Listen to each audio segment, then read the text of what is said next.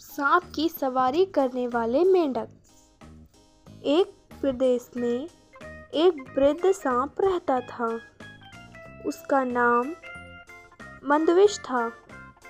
वृद्धावस्था के कारण उसके लिए अपने आहार की व्यवस्था करना कठिन होता जा रहा था।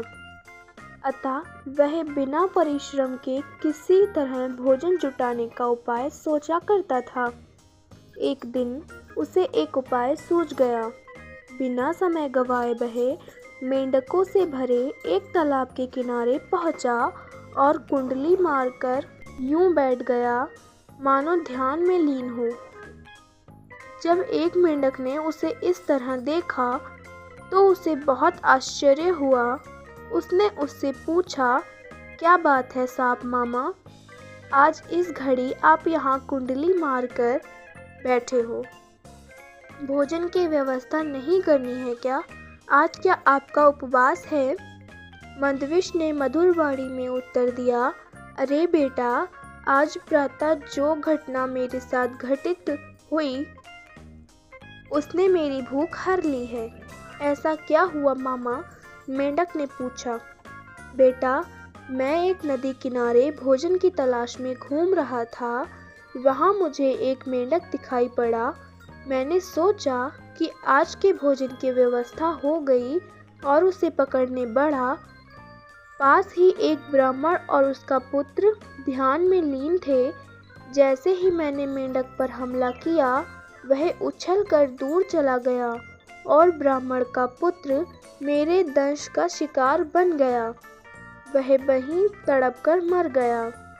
अपने पुत्र की मृत्यु देख ब्राह्मण क्रोधित हो गया और उसने मुझे मेंढकों का वाहन बनने का श्राप दे दिया।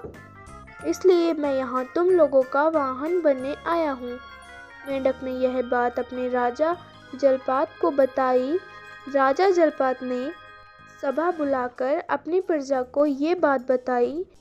सबने निर्णय लिया कि वे वृद्ध सांप का श्राप पूर्ण करने में उसकी सहायता करेंगे। इस तरह वे सांप की सवारी का आनंद भी उठा लेंगे। सब मिलकर मंदविश के पास गए। फन फैलाए मंदविश को देख सारे मेंढक डर गए, किंतु जलपात नहीं डरा और जाकर उसके फन पर चढ़ गया। मंदविश ने कुछ नहीं कहा। इससे अन्य मेंढकों का भी साहस बढ़ गया और वे भी मंदविश के ऊपर चढ़ने लगे। जब सारे मेंढक मंदविश के ऊपर चढ़ गए तो वह उन्हें भांति भांति से करतब दिखाने लगा। उसने उन्हें दिन भर इधर उधर की खूब सैर करवाई, जिसमें सभी मेंढकों को बड़ा आनंद आया। अगले दिन वे सब फिर सवारी के लिए मंदविश के पास आए। मंदविश ने उन्हें अपने ऊपर चढ़ा लिया, किंतु वह चला नहीं।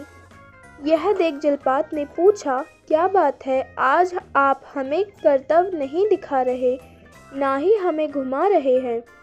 मंदविश बोला, मैंने कुछ दिनों से कुछ नहीं खाया है, इसलिए मुझे चलने में कठिनाई हो रही है। अरे ऐसा है तो आप छोटे छोटे मेंढकों को खाकर अपनी भूख मिटा लो, फिर हमें ढेर सारे करतब दिखाओ, जलपात बोला। मंदविश इसी अवसर की ताक में था। वह प्रतिदिन थोड़े थोड़े मेंढक खाने लगा। जलपात को अपने आनंद में यह भी सुध नहीं रहा था कि धीरे धीरे उसके वंश का नाश होता जा रहा है। उसे होश तब आया जब वह अकेला ही बचा और मंदविश उसे अपना आहार बनाने पर तुल गया। वह बहुत गिड़गिड़ाया, किंतु मंदविश ने एक न सुनी और उसे भी लील गया। इस तरह पूरे मेंढक वंश का नाश हो गया।